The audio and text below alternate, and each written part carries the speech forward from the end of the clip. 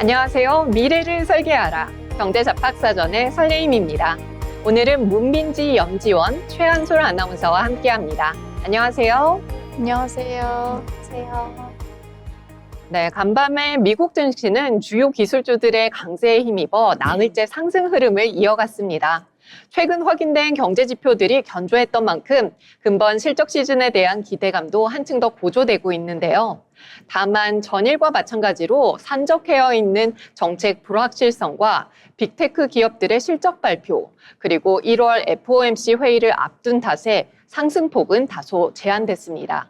보다 더 자세한 미증시 마감 시황, 문민지 아나운서가 전해드립니다. 문민지 아나운서 전해주시죠. 네, 미국 마감 시황 전해드리도록 하겠습니다. 간밤에 뉴욕 증시는요, 연초를 맞아서 투자자들이 이 방향성을 재정비하는 가운데 3대 지수가 나란히 상승 마감했습니다.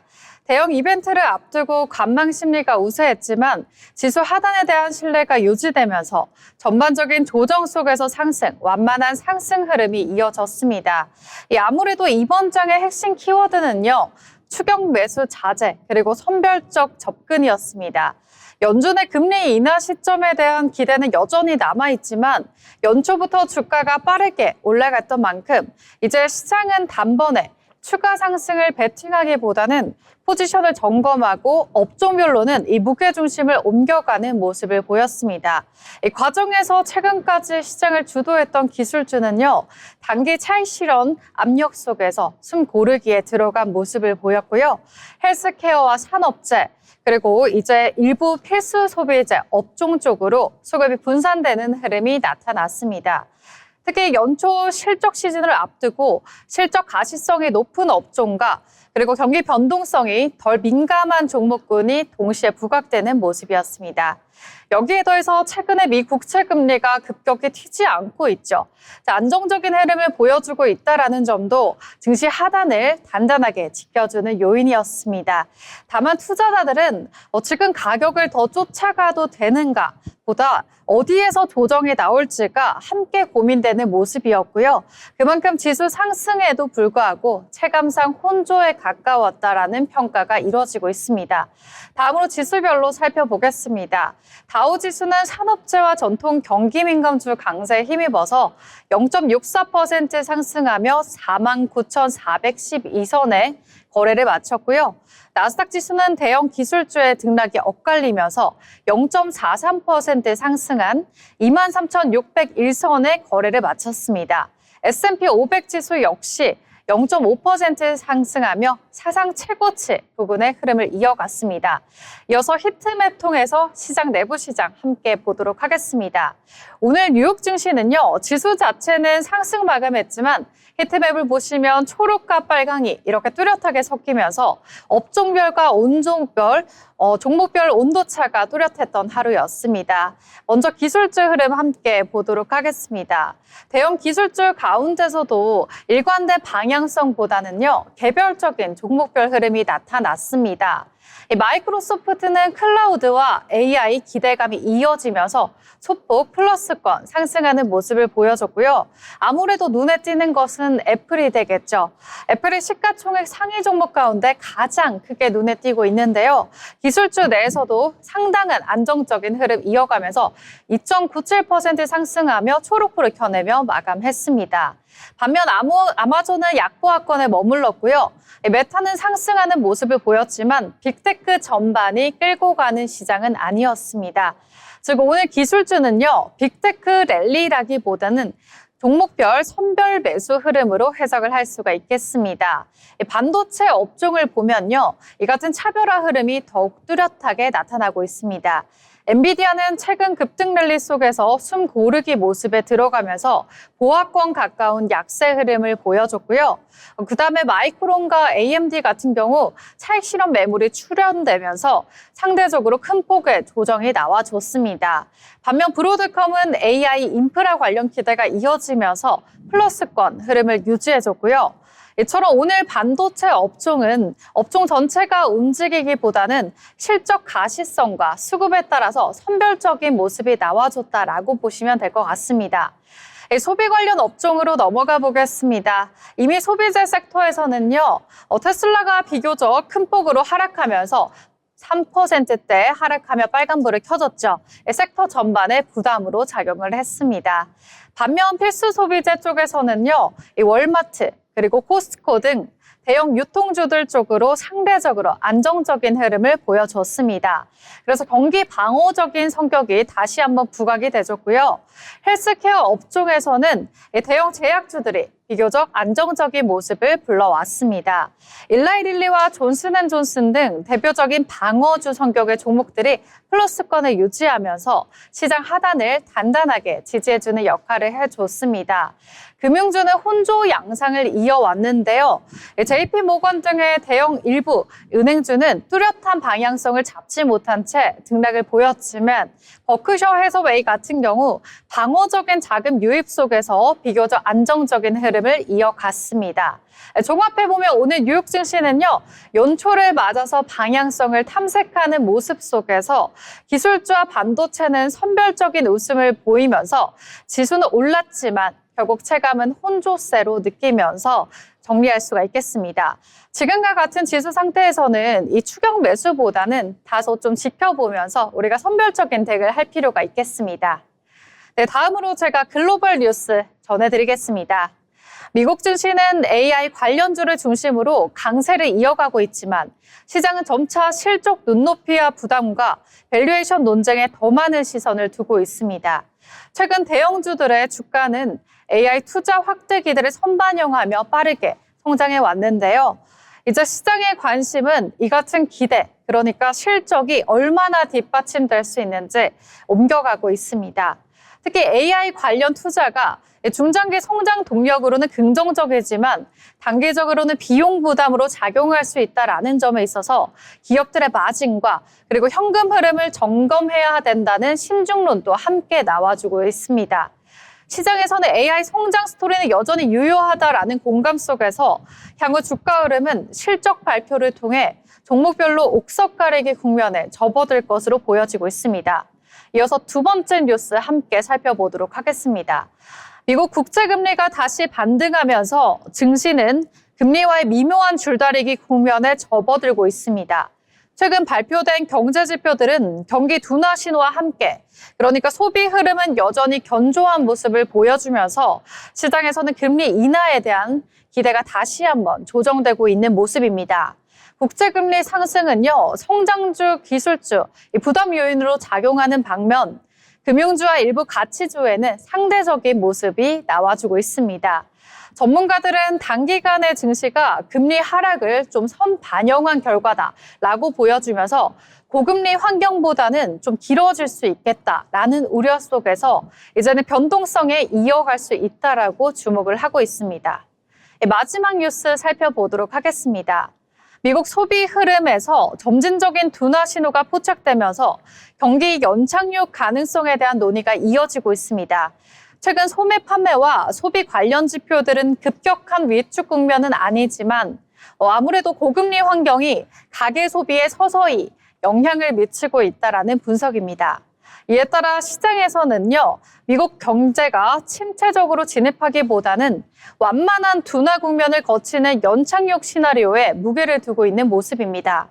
다만 전문가들은 이 소비 둔화 속도가 예상보다 빨라질 경우에는 기업 실적과 그리고 고용 지표에도 연쇄적인 영향을 줄 수 있는 만큼 향후 발표될 소비와 고용 관련 지표에 시장이 더욱더 주목해 볼 필요가 있겠습니다. 네, 다음으로 종목별 뉴스 말씀드려보도록 하겠습니다. 먼저 엔비디아입니다. 엔비디아가 AI 산업의 확산 핵심 축이죠. 다시 한번 시장의 중심에 섰습니다. 최근 엔비디아는 차세대 AI 데이터죠. 이 구축이 본격화되는 과정에서 GPU를 공급을 넘어서 그리고 서버 설계와 네트워크 그리고 시스템 전반적으로 영향력을 확대하고 있는데요. 특히 빅테크 기업들 쪽으로 AI 연산 효율은 물론이고 전력과 냉각까지 포함한 풀스택 인프라를 요구하면서 엔비디아는 단순한 반도체 기업을 넘어서 AI 인프라 기준으로 제시하는 기업으로 평가를 받고 있습니다. 시장에서는 AI 투자 사이클이 이 단순히 확대되는 단계보다는 투자 효율성과 수익성을 점검하는 국면으로 이동하고 있다라는 점에 우리가 주목할 필요가 있겠는데요. 그럼에도 불구하고 이 과정에서 엔비디아의 기술 주도력과 그리고 구조적인 지위에서는 뚜렷한 변화가 없다라는 평가가 이어지면서 엔비디아가 AI 인프라 확장 국면에 이 핵심 수혜주다라는 시각은 당분간 유지될 가능성에 실리고 있습니다. 이어서 다음 특징주 함께 살펴보겠습니다. 다음은 아마존입니다. 아마존은 최근 AI 클라우드 전략을 동시에 강화하면서 시장 내 존재감을 이어가고 있습니다. 아마존 웹 서비스, 그리고 기업용 AI 서비스와 생성형 AI 인프라를 빠르게 확대하면서 이제는 글로벌적으로 클라우드 경쟁의 중심에 서 있는데요. 특히 아마존은 AI 수요 증가에 대응하기 위해 데이터 센터 투자뿐 아닌 전력과 냉각, 그리고 인프라까지 직접 관리하는 전략을 가속화하고 있습니다. 시장에서는 아마존이 전자상거래 기업을 넘어서 AI 클라우드, 그리고 인프라 기업까지 정체성이 더욱 분명해지고 있다는 점을 긍정적으로 평가하실 필요가 있겠습니다. 다만 최근에는요, AI 인프라 투자가 확대되는 과정에서 단기적인 비용 부담과 그리고 투자 규모에 대한 부담이 이 변동성 요인으로 작용하고 있습니다. 이런 점도 동시에 좀 점검해 볼 필요가 있겠고요. 마지막으로 살펴볼 종목은 애플입니다. 애플은 최근 AI 전략이 둘러싼 시장이 다시 한번 집중되고 있습니다. 애플은 자체 AI 기능 고도화죠. 외부 AI 모델과 협업 가능성도 열어두면서 AI 협업에 대한 이 경쟁 구도 속에서 유연한 입장을 취하고 있는데요. 특히 애플은 AI 기술을 통해서 하드웨어와 운영 체제, 서비스 전반에 자연스럽게 통합하는 방식을 통해서 차별화를 시도하고 있습니다. 전문가들은 애플의 단기적인 기술보다는 사용자 경험 중심의 AI 전략을 통해 장기적인 생태계 경쟁력을 차분히 강화하고 있다는 입장입니다. 네, 지금까지 미증시 마감 시황 전해드렸습니다. 네, 이렇게 문민지 아나운서와 함께 미증시 마감 시황과 글로벌 이슈들 살펴봤습니다. 미국 이민국 요원들의 총격 사태로 인해 이번 민주당은 상원에서 예정되어 있던 예산안 처리에 불참하겠다고 선언을 했습니다. 이로 인해 이번 달 셧다운 가능성이 재차 불거지고 있는 점 참고하시면 좋겠습니다. 이어서 최근 핫한 이슈를 살펴보는 모 이슈 시간입니다. 최한솔 아나운서가 준비했습니다. 요즘 자영업자들 사이에서 가장 많이 나오는 말이 있습니다. 일할 사람이 없다. 그런데 구직자들 이야기를 들어보면 또 다릅니다. 일자리가 없다. 같은 고용시장을 두고 서로 정반대의 이야기가 나오고 있는 지금. 오늘 모 이슈에서는 아르바이트 현장을 둘러싼 이 모순된 현실을 살펴보겠습니다. 최근 편의점과 카페, 음식점 같은 생활 밀착 업종을 중심으로 아르바이트 채용 공고는 눈에 띄게 줄고 있습니다. 실제로 구인 공고를 아예 안 낸다. 사람을 못 구해서 영업시간을 줄였다. 주말 장사는 포기했다는 말까지 이제는 낯설지 않게 들립니다. 그런데 흥미로운 점은 구직자들 역시 요즘 알바자리 찾기가 어렵다고 입을 모은다는 겁니다. 공고는 줄었고 조건은 까다로워졌고 막상 지원을 해도 연락이 없는 경우가 많다는 점입니다. 같은 시장 안에서 사장님도 구직자도 모두 힘들다고 말하고 있는 상황. 문제는 그 이유가 서로 다른 지점에 있다는 점입니다. 먼저 자영업자 입장부터 살펴보겠습니다. 자영업자들에게 인건비는 단순한 비용이 아니라 매달 버텨야 하는 가장 큰 고정비입니다. 최저임금은 해마다 오르고 있고 임대료와 원재료비, 여기에 배달앱과 플랫폼 수수료까지 더해지면서 매달 나가는 비용 부담은 예전과는 비교하기 어려울 정도로 커졌습니다. 이런 상황에서 예전처럼 여러 명의 아르바이트생을 두고 교대 근무를 운영하는 방식은 점점 현실과 멀어지고 있습니다. 그래서 한 명을 뽑더라도 오래 일할 수 있는 사람, 주말과 평일을 모두 커버할 수 있는 사람, 여러 업무를 동시에 맡을 수 있는 사람을 찾게 됩니다. 자연스럽게 채용 기준은 높아지고 조건이 조금이라도 맞지 않으면 차라리 안 뽑겠다는 선택으로 이어집니다. 이 때문에 가족 경영이나 1인 운영 매장이 늘고 있는 겁니다. 이제 구직자 입장을 보겠습니다. 요즘 아르바이트를 구하는 사람들은 단순히 시급 숫자만 보고 움직이지 않습니다. 같은 시급이라면 업무 강도가 덜한 곳, 손님 응대 스트레스가 적은 곳, 근무 시간이 비교적 예측 가능한 곳을 선호합니다. 특히 주말이나 야간 근무, 갑작스러운 대타 요청, 감정 노동이 많은 업종에 대해서는 이 돈 받고 감당하기에 부담된다는 인식이 강해졌습니다. 과거에는 일단 일부터 하자는 분위기였다면 지금은 이 조건이 나한테 맞는지를 먼저 따져보는 흐름으로 완전히 바뀌었다고 볼 수 있습니다. 그 결과 조건이 맞지 않으면 지원 자체를 하지 않는 경우도 늘고 있습니다. 이렇게 보면 지금 나타나는 이 현상은 누군가가 일을 하기 싫어서도 누군가가 사람을 쓰지 않으려 해서도 아닙니다. 사장님이 감당할 수 있는 비용과 구직자가 받아들일 수 있는 노동 조건 사이의 간극, 바로 그 지점에서 현장의 충돌이 나타나고 있는 점입니다. 일자리는 존재하지만 서로가 원하는 형태와 기준이 다르고 그 차이가 커지면서 쉽게 만나지 못하고 있는 상황입니다. 이런 간극 속에서 먼저 변화가 나타나는 쪽은 현장의 운영 방식입니다. 무인 주문기와 키오스크 도입은 이제 편의를 넘어서 자영업자들에게는 생존의 문제로 자리 잡았고 매장 운영 시간 역시 점점 짧아지고 있습니다. 반면 구직자 쪽에서는 상시 근무 형태의 아르바이트보다 필요한 시간만 일할 수 있는 플랫폼 기반의 일이나 프리랜서 형태를 선택하는 경우가 늘고 있습니다. 같은 현실을 두고 각자의 자리에서 서로 다른 방식의 변화가 나타나고 있는 겁니다. 결국 지금의 상황은 개인의 선택이나 의지의 문제가 아니라 지금의 비용 구조와 일의 방식이 현실과 어긋나기 시작했다는 신호로 읽힙니다. 구인과 구직 사이에 생긴 이 간극은 지금 우리 고용시장의 단면을 그대로 보여주고 있습니다. 이 간극이 앞으로 좁혀질지 더 벌어질지는 우리 고용시장이 이 변화를 어떻게 조율해 나가느냐에 달려 있습니다.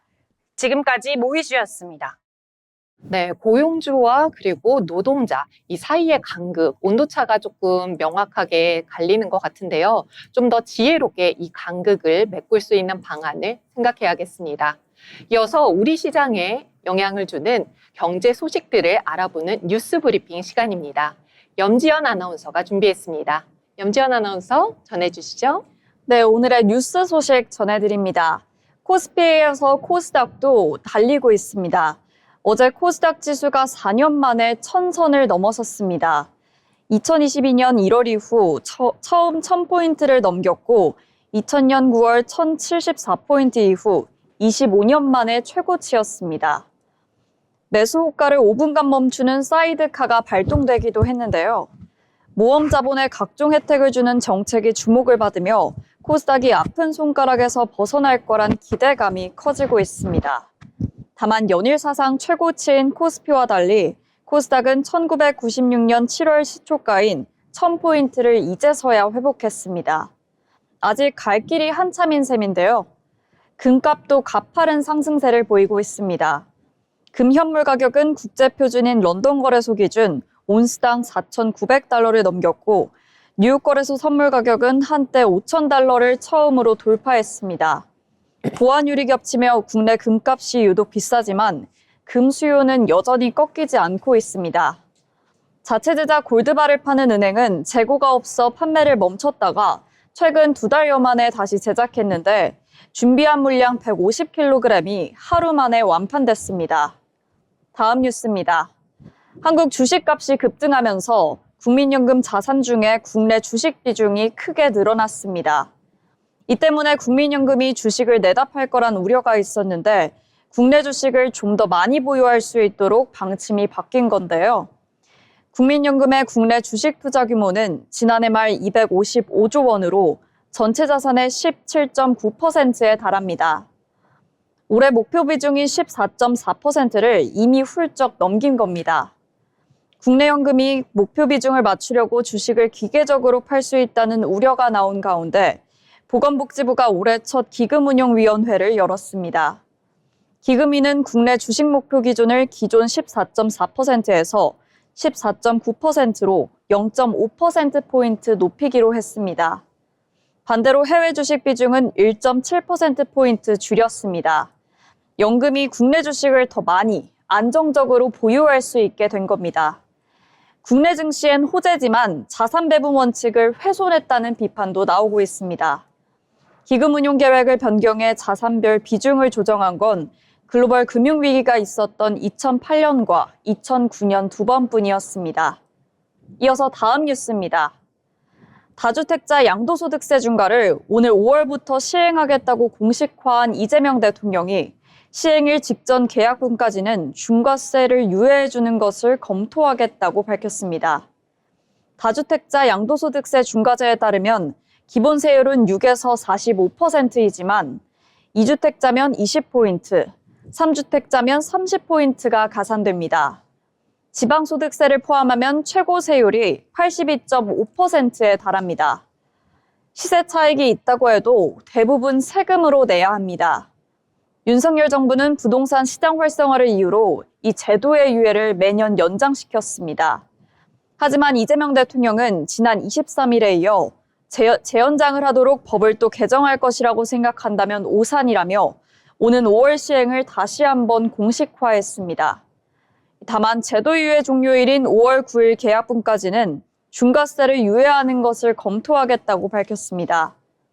양도세 중과를 피하려면 5월 9일까지 잔금을 납부하거나 소유권 이전 등기를 마쳐야 하는데 서울과 수도권 지역의 강력한 대출 규제와 토지 허가제가 시행되고 있는 상황에서 집을 팔기가 쉽지 않다는 지적을 받아들인 겁니다. 이에 따라 다주택자들이 시세 차익이 상대적으로 적은 지역의 주택부터 매물로 내놓을 수 없다는 전망이 나오고 있습니다. 이상으로 뉴스 브리핑 마칩니다. 네, 실제로 부동산 시장에서는 지금 토어제 때문에 또 그리고 대출 규제가 그만큼 강력한 만큼 무주택자들이 오히려 피해를 보고 있습니다. 이런 부분을 감안해서 다주택자를 잡는 것이 아닌 무주택자를 해소할 수 있는 정책적 보완이 필요한 시점입니다. 아울러 본 방송에서 제공되는 정보는 투자 판단에 대한 조언일 뿐 해당 종목 가치의 상승이나 하락을 보장하지 않습니다.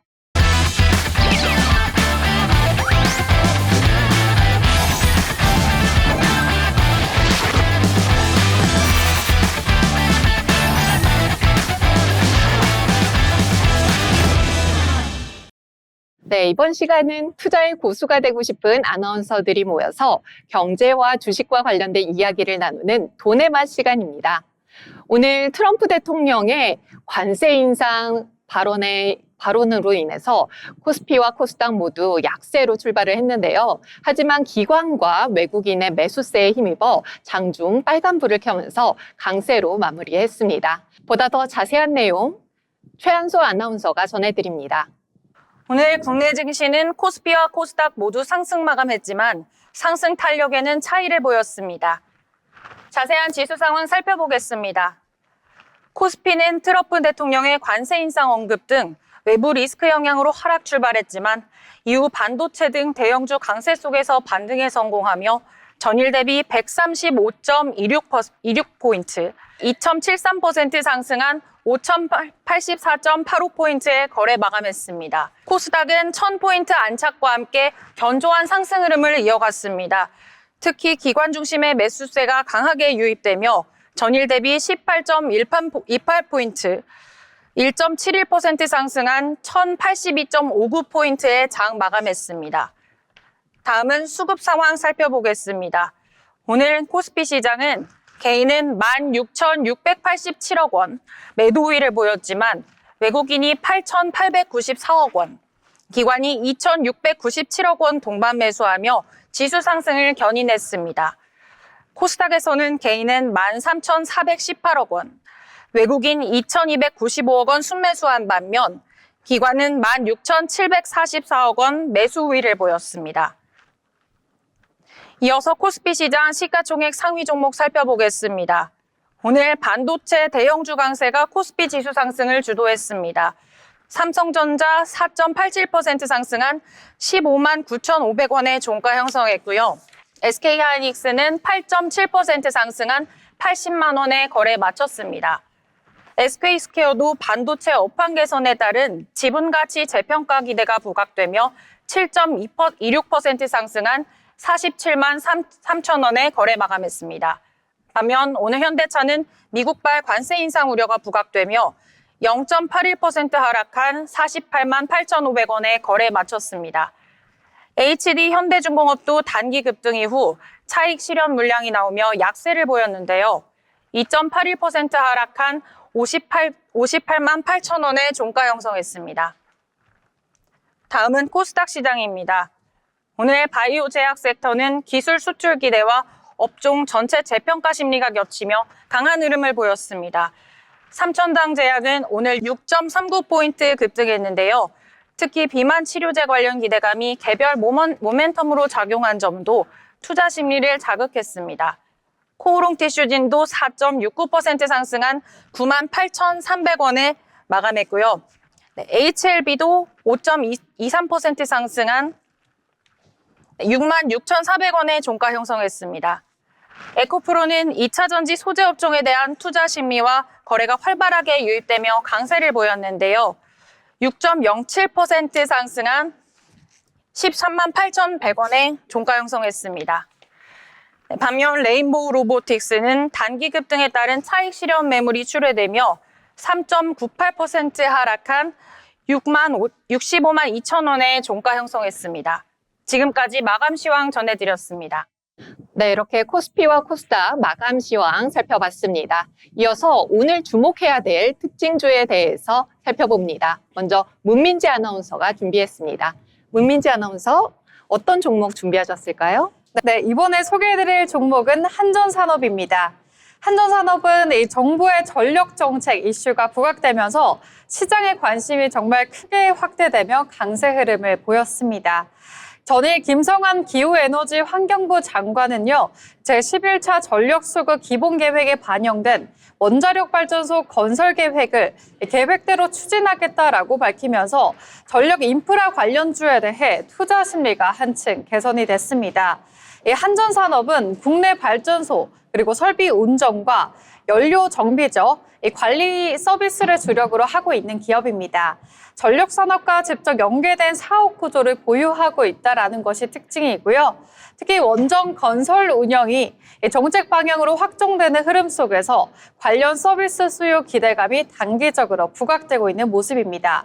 시장에서는 이 전력 수급 안정성 강화와 그리고 발전 설비 관련 서비스 기업들의 수혜가 커지고 있다라고 보고 있습니다.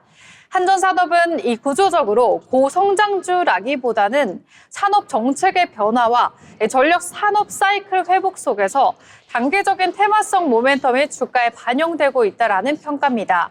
다만 향후 실적 흐름은 발전량과 설비 가동률 그리고 정책 추진 속도에 연동될 수 있는 만큼 관련 뉴스와 그리고 수급 동향을 지속적으로 점검할 필요가 있겠습니다. 그러면 한전산업 차트 함께 보도록 하겠습니다. 최근에 강한 랠리가 이어졌는데요. 거래량과 함께 금일 12,560원에서 시작해서 고가권 15,950원, 종가는 14,980원에 형성되면서 20% 넘는 상승 랠리를 보이면서 거래를 마쳤습니다. 네, 이렇게 한전산업 살펴봤고요. 이어서 살펴볼 특징주 자동차주입니다. 트럼프 대통령이 관세를 다시 인상하겠다고 발언을 하면서 자동차 업종 전반이 오늘 약세를 보였습니다. 현대차는 전거래일 대비 0.81% 하락했고 기아와 현대위아, 현대모비스, 현대오토에버 등 완성차와 부품주 전반이 동반 약세를 기록했습니다. 이번 하락은 트럼프 대통령이 SNS를 통해 한국산 자동차를 포함한 상호 관세를 기존 15%에서 25%로 인상하겠다고 밝힌 데 따른 영향으로 해석됐습니다. 다만 증권가에서는 이번 관세 이슈를 단기적인 변수로 바라보는 시각도 나왔습니다. 관세 인상 배경이 국회 비준 문제에 있는 만큼 향후 정책 결정과 절차 진행에 따라 관세율이 다시 15%로 원복될 가능성도 제기됐습니다. 또 이번 조치는 증시 흐름을 바꿀 만한 재료라기보다는 노이즈성 이슈에 가깝다는 평가도 이어졌습니다. 실제로 현대차 주가는 장중 낙폭으로 장중 낙폭을 줄이며 한때 상승 전환을 시도하는 모습도 나타났습니다. 이는 하락 출발 이후에 저가 매수세가 유입된 영향으로 풀이됩니다. 네, 계속해서 다음 특징주 살펴보겠습니다. 염지연 아나운서, 어떤 특징주 준비하셨을까요? 네, 이번 시간에 소개해드릴 특징주 뱅크웨어 글로벌입니다. 코스닥 상장사 뱅크웨어 글로벌이 미국 스테이블 코인 발행사와 업무 협약을 맺고 구체적인 파트너십 계약을 추진한다는 소식에 27일 장 초반 주가가 강세를 보였습니다. 이날 오전 9시 45분 기준 뱅크웨어 글로벌은 전거래일 대비 16.27% 오른 6,860원에 거래됐습니다. 아시아 지역 은행 및 핀테크 기업을 대상으로 코어 뱅킹 시스템과 금융 IT 인프라 현대화 솔루션을 제공하는 뱅크웨어 글로벌은 이날 정규장 개장 전 미국 달러 기반 스테이블 코인 USDA 발행사인 안젠즈와 구체적인 파트너십 계약을 위한 본 협의에 착수했다고 밝혔습니다. 뱅크웨어 글로벌은 지난해 12월 안젠즈와 MOU를 체결한 바가 있는데요. 양사는 MOU 체결 이후 활발한 기술 교류와 함께 본격적인 파트너십 계약 체결을 위한 세부 협의를 진행 중에 있습니다. USDA 기반 해외 송급 네트워크 협업은 스테이블 코인 기반 결제 및 해외 송급 시장 진출을 모색하는 뱅크웨어 글로벌의 국내외 금융 핀테크 고객사들에게 중요한 전환점이 될 것으로 보입니다. USDA 기반 해외 송금 네트워크를 활용하면 사용자는 보유 중인 현금을 기존 방식보다 빠르고 저렴하게 해외 수취인의 법정 화폐로 송금할 수 있습니다. 또한 해당 네트워크는 스테이블 코인과 기존 법정 화폐 송금만을 함께 이용하는 하이브리드 구조로 송금 시점의 유동성을 비교해 최적의 송금 경로를 자동으로 선택함으로써 국가별 규제와 인프라 차이에도 유연하게 대응할 수 있습니다. 향후 협의가 마무리되는 단계에서는 뱅크웨어 글로벌의 일본 법인인 뱅크웨어 재팬을 시작으로 스테이블 코인 기반 해외 송금에 대한 파일럿 테스트를 단계적으로 검토할 예정이라고 합니다. 뱅크웨어 글로벌 관계자는 해외 송금 분야를 넘어 카르다노 확장 블록체인 미드나잇과 당사가 자체 개발 중인 인공지능 블록체인 융합 기술 분야까지 협력 범위를 넓혀 양사의 기술적 시너지를 극대화하고 새로운 사업 기회를 창출해 나갈 계획이라고 밝혔습니다. 이어서 오늘 뱅크웨어 글로벌 차트 한번 살펴보겠습니다. 오늘 뱅크웨어 글로벌은 5,900원에 거래 시작해 장중에는 30% 오른 7,670원에 고가 형성했고 6,410원으로 거래 마쳤습니다. 네, 이렇게 뱅크웨어 글로벌에 대해서 알아봤는데요. 계속해서 다음 특징주도 살펴보겠습니다. 네, 문민지 아나운서 소개해 주시죠. 네, 여러분들께 이번에 알려드릴 종목은요, 한컴위드를 알려드리려고 합니다. 한컴위드는요, 정부 공공 분야 보안 강화 이슈가 부각되고 있는 가운데 최근 정부가 국가 핵심 인프라를 중심으로 사이버 보안 체계 강화와 차세대 보안 기술 도입 필요성을 강조하면서 공공 국방 그리고 금융 분야 전반에서 보안 투자 확대 가능성에 재부각되고 있습니다. 이런 가운데 한컴위드가 블록체인 보안 인증 솔루션을 기반으로 해서 이제 그동안의 공공 보안에 참여해온 이력이 부각되며 관련 수혜주로 시장의 관심을 받아가고 있습니다. 한컴위드는 전자서명과 인증, 암호기술 등 보안 핵심 솔루션을 보유한 기업이죠. 특히나 디지털 신원 인증과 차세대 보안 기술 분야에서 정부 정책과의 연결성이 크다라는 점이 투자 심리를 자극하고 있는 것으로 풀이됩니다. 시장에서는 이번에 주가 급등을 단순한 테마성을 넘어서 보안 산업 구조적 성장 기대가 반영된 움직임으로 해석되고 있겠고요. 다만 보안 관련주는 실제 수주와 정책 구체화 그리고 예산 집행 여부에 따라서 주가 변동성이 커질 수 있는 만큼 추가 모멘텀 확인은 필요하다라는 의견도 함께 나와주고 있습니다. 네, 그러면 한컴위드 차트 함께 보시죠.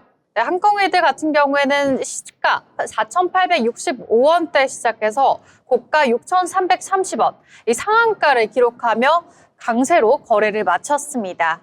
네, 지금까지 특징주 함께 살펴봤습니다. 네, 이렇게 특징주까지 살펴봤고요. 이어서 최신 시장 동향을 알아보는 마켓 트렌드 시간입니다. 전승현 아나운서가 준비했습니다. 네, 마켓 트렌드입니다. 요즘 글로벌 시장에서 가장 조용하지만 크게 움직이는 산업이죠. 바로 전력 시장입니다. 전기를 만드는 산업은 늘어나고 있는데 정작 전기를 만드는 속도는 그만큼 빠르지 않다는 점이 시장에 새로운 질문을 던지고 있습니다. 오늘은 AI 시대에 다시 주목받고 있는 포인트, 전력 시장의 변화와 투자 관전 포인트 함께 살펴보겠습니다. 그동안 전력 산업은 안정적이지만 성장성은 낮은 대표적인 방어형 산업으로 분류되어 왔습니다. 하지만 최근에는 상황이 달라지고 있는데요. AI 서버와 데이터 센터는 24시간 대규모 전력을 필요로 하고요. 전기차와 전동화 산업 확장으로 전력 수요 자체가 구조적으로 늘어나고 있기 때문입니다. 즉 전기는 이제 단순한 공공재를 넘어서 산업 성장의 병목 자원이 되고 있습니다. 이 흐름을 상징적으로 보여주는 게 바로 글로벌 데이터 센터 투자 확산인데요. 미국과 유럽을 중심으로 대형 IT 기업들은 AI 데이터 센터를 빠르게 늘리고 있지만 전력망과 발전 설비는 이 때문에 전력 공급 능력이 확보된 지역에만 데이터 센터가 들어서는 현상도 나타나고 있습니다. 전력 인프라가 곧 산업 경쟁력이 되는 구조로 바뀌고 있는 겁니다. 그렇다면 시장은 왜 전력 산업을 다시 보게 된 걸까요? 첫 번째는 수요의 질 변화입니다. 전력 사용량이 경기 사이클이 아닌 기술 발전에 의해 늘어나고 있다는 점인데요. 둘째는 전력의 단가 구조입니다. 전력의 부족이 심화될수록 요금 인상 가능성도 함께 거론되고 있습니다. 셋째는 에너지 믹스의 변화입니다.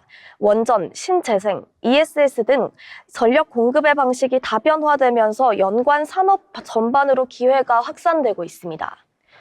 그렇다면 전력 시장을 볼 때 투자자들은 무엇을 확인해야 할까요? 첫째로 전력 수요 증가가 실제 수치로 나타나는지입니다. 데이터 센터, 산업용 전력 사용량이 통계로 확인되는지가 중요합니다. 둘째로 전력 공급을 누가 담당하는지인데요. 발전, 송정, 저장 가운데 어디에 병목이 생기는가를 봐야 합니다. 셋째, 전력 투자가 장기 프로젝트라는 점입니다. 설비 증설은 시간이 걸리기 때문에 단기 실적보다는 중장기 흐름을 보는 시각이 필요합니다. 결국 전력 시장은 단기간에 폭발하는 테마라기보다는 AI 시대를 떠받치는 기본 인프라 산업에 가깝습니다. 지금 당장 눈에 띄지 않더라도 전력이 부족해지는 순간 시장 전체의 방향이 바뀔 수 있다는 점에서 차분히 지켜볼 필요가 있는 영역입니다. 지금까지 마켓트렌드였습니다. AI가 아무리 뛰어나도 전력이 없으면 아무 소용이 없겠죠. 그만큼 이 전력 산업에 대해서도 좀 더 주목할 필요가 있겠습니다. 이어서 기업에 대해 살펴보는 기업사전 시간입니다. 염지연 아나운서가 준비했습니다. 염지연 아나운서, 오늘은 어떤 기업인가요? 네, 우리 일상의 AI와 반도체는 이제는 빠질 수 없는 키워드가 된 것 같습니다. 엔비디아를 중심으로 한 글로벌 AI 반도체 시장은 폭발적으로 성장하는 모습을 보였기 때문인데요. 이런 흐름 속에서 한국에도 제대로 된 AI 반도체 유니콘 기업 중심에 리벨리온이 있어 소개하려고 합니다. 시총 2조 원 수준의 유니콘 기업으로 평가받으며 2026년 상장을 목표로 준비 중인 리벨리온 상장은 IPO 이슈를 넘어 국내 AI 반도체 산업의 시험대라는 평가도 나오고 있습니다. 이번 시간에는 리벨리온 상장에 대한 기업 구조, 기술 포지션, 실매출 가능성과 상장 이후 리벨리온 주가 흐름의 관점에서 짚어보겠습니다. 리벨리온은 인공지능에 특화된 반도체, 즉 신경만 처리 장치를 설치하고 개발하는 국내 팹리스 기업입니다. 팹리스 구조를 기반으로 설계와 아키텍처 개발에 집중하고 실제 생산은 삼성 파운드리 등 외부 제조 파트너를 활용하는 방식으로 운영되고 있습니다. 2020년 설립된 리벨리온은 인텔과 스페이스X 출신의 박성현 대표, 오진욱 CTO가 공동 창업한 기업으로 출범 초기부터 범용 GPU가 아닌 AI 추론에 최적화된 전용 반도체를 핵심 목표로 삼아왔죠. 특히 2024년 SK텔레콤의 AI 반도체 자회사 사피온코 리와와 합병하면서 리벨리온은 기술력에 더해 레퍼런스와 고객 기반을 동시에 확보하게 됐고, 이 과정을 통해 국내 AI 반도체 분야를 대표하는 유니콘 기업으로 평가받기 시작했습니다. 리벨리온의 기술 경쟁력은 단순히 칩 하나가 아니라 하드웨어와 소프트웨어를 묶은 풀스택 구조에 있습니다. 첫 제품인 아이오는 초고속 거래에 최적화된 NPU로 낮은 지연 시간이 강점이며 이후 주력 제품인 아톰 시리즈는 생성형 AI와 LLM을 겨냥해 설계됐습니다. 아톰 플러스 아톰 맥스는 삼성 HBM 메모리를 탑재해 대규모 언어 모델 추론에 대응하며 GPU 대비 전력 효율과 지연 시간 개선을 강조했습니다. 리벨리오는 여기에 컴파일러, SDK, 런타임까지 포함해 자체 소프트웨어 스택을 함께 제공하는데요. 이 구조 덕분에 금융, 공공, AI 서버 등 실제 서비스 환경에서의 적용 사례가 빠르게 늘고 있다는 점은 리벨리온 주가 전망을 볼 때 중요한 요소라고 할 수 있겠습니다. 사피온과의 합병 이후 기업 가치가 빠르게 상승하며 유니콘 기업으로 평가받고 있습니다. 최근 시리즈 투자 유치를 통해 기업 가치는 약 1.9조에서 2조 원 수준으로 거론되고 있으며 이는 시장에서 리벨리온 성장 가능성을 높게 보고 있음을 보여주고 있습니다. 리벨리온은 2026년 코스닥 상장을 목표로 삼성증권 주관하에 예비 심사를 준비 중인 AI 반도체 기업입니다. 현재 기업 가치 2조 원 수준에서 상장 시 시총 4조 원까지 거론되지만 이는 성장 시나리오가 실현된 경우에 가능한 전망으로 볼 수 있습니다. 기술 특례 트랙 활용과 유니콘 특례 요건 충족을 통해 하반기 상장을 우선 추진하는 흐름이지만 기술 특례 심사 강화로 매출 확대와 사업 로드맵에 대한 실질적 증명이 중요한 변수로 작용할 수 있습니다. 리벨리온 주가를 볼 때 단기적으로는 IPO 기대감과 AI 반도체 테마 영향으로 변동성이 꽤 클 수 있고 상장 전후 구간은 늘 과열과 조정이 반복되는 시기이기도 합니다. 반대로 중장기 관점에서는 결국 매출 구조가 가장 중요해 보입니다. 일회성 프로젝트가 아니라 AI 서버나 데이터 센터에서 계속해서 쓰이는 구조를 만들 수 있을지가 관건이기 때문입니다. 그런 점에서 리벨리오는 아직 결과를 보여줘야 하는 증명 단계에 있는 기업이라고 보는 게 현실적이라고 느껴집니다. 리벨리오는 짧은 시간 안에 유니콘 반열에 오르며 국내 AI 반도체 산업의 흐름을 상징하는 기업이 됐습니다. 아이온과 아톰으로 이어지는 제품 전략, 대기업과 정부를 동시에 아우르는 협력 구조, 그리고 IPO를 통한 자본 확충 가능성까지 보면 성장 가능성은 매우 매력적으로 보입니다. 하지만 상장 이후 리벨리온의 주가는 기대감이 아니라 실제 매출과 시장에서 차지하는 위치로 평가받게 될 것입니다. 리벨리온이 국산 AI 반도체 기대주라는 수식어를 넘어 실질적인 경쟁력을 증명하는 기업으로 자리 잡을 수 있을지는 상장 전후 몇 년간의 성과에 달려있다고 생각됩니다. 이상으로 기업사전을 마칩니다. 네, 리벨리온에 대해서 상세하게 살펴봤습니다. 이어서 알아두면 쓸데있는 정보 시간입니다. 김정은 아나운서가 준비했습니다. 네, 알아두면 쓸데있는 정보입니다. 오늘은 파이낸셜 타임즈가 보도한 중국의 이색적인 앱 소개로 시작합니다. 최근 중국 청년들 사이에서는 주건이라는 이름의 스마트폰 앱이 화제인데요. 이름만 들으면 다소 섬뜩하지만 이 1인 가구 급증이라는 사회 현상과 맞물려 큰 인기를 끌고 있습니다. 앱의 작동 방식은 매우 간단합니다. 사용자가 매일 앱에 접속해 출석 체크 버튼만 누르면 되는데요. 만약 이틀 연속 버튼을 누르지 않으면 어플에선 이용자가 미리 설정해준 긴급 연락처로 즉시 안부 확인 메시지를 보냅니다. 홀로 사는 이들의 생사를 확인해주는 일종의 안전장치인 셈입니다. 이런 앱이 유행하게 된 배경에는 급격한 인구 구조의 변화가 있었습니다. 중국은 현재 3년 연속 인구 감소를 기록했는데요. 심지어 2023년에는 이 세계 인구 1위 타이틀마저 인도에 내어주기도 했습니다. 또한 최근 들어 중국의 1인 가구 비중이 폭발적으로 늘고 있습니다. 국가통계국에 따르면 20년 전 7.8%였던 중국의 1인 가구 수치는 24년도에는 19.5%로 2배 이상 급증했습니다. 앱 개발자는 이 서비스의 주 이용층을 대도시에 혼자 사는 25세 안팎의 청년들, 그중에서도 특히 여성들이라고 밝혔습니다. 이들은 소통할 데가 없어 깊은 외로움을 느끼는 것은 물론 혼자 있을 때 예기치 못한 사고로 방치될까 봐 두려워하고 있다는데요. 이런 청년들의 안전을 확인하기 위해 만들어졌다고 합니다. 하지만 일각에선 이 앱 이름에 죽음이란 단어를 사용한 점을 비판하기도 했습니다. 이에 개발팀은 앱 이름을 주거니 대신 살아있니로 변경하겠다고 밝혔습니다.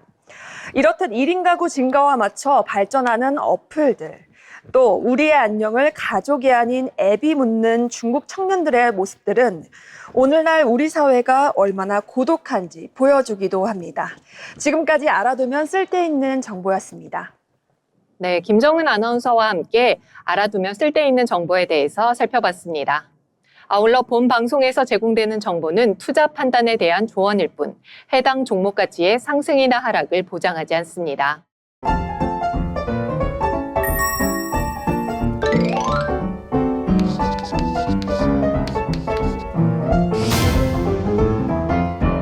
오늘 장 어떻게 봤는지 한 줄 평으로 마감해보는 시간입니다. 먼저 문민지 아나운서, 한 줄 평 어떻게 되실까요? 네, 코스피가 5,000선을 돌파했고 코스닥도 1,000선을 돌파하면서 정말 놀라운 파죽지세의 장세를 보여주고 있는데요. 많은 투자자들이 기쁨을 함께 나누고 있는 것 같습니다. 대형주들도 10% 넘는 상승을 보여주면서 많은 기쁨을 누리고 있는 이 시각. 내일도 화이팅! 이렇게 한번 외쳐보겠습니다. 네, 계속해서 우리 증시 정말 화이팅 넘치게 강세를 이어가고 있는데요. 내일도 좋은 흐름 이어갔으면 좋겠습니다. 네, 이어서 염지연 아나운서 한 줄 평 부탁드려요. 네, 저는 이번 한 줄 평을 빨간불아 계속해서 활활 타올라라 이렇게 간단하게 요약해 보겠습니다. 네, 역시 마찬가지로 계속 강세가 이어졌으면 좋겠다는 바람이 들어있는 것 같습니다. 저의 한 줄 평은 우리 증시 레벨업입니다. 네, 오늘 종가 기준으로 코스피 사상 처음으로 5,000을 돌파했고요. 또 코스닥도 1,000스닥 안착을 했습니다. 그만큼 우리 증시가 한 단계 수준이 업그레이드 된 것 같은데요. 앞으로 또 어떤 방향이 펼쳐질지 저희 방송과 함께 하시면서 투자 판단에 대한 좋은 인사이트 받아가시기 바랍니다. 오늘 저희가 준비한 내용은 여기까지입니다. 시청해주신 여러분 고맙습니다.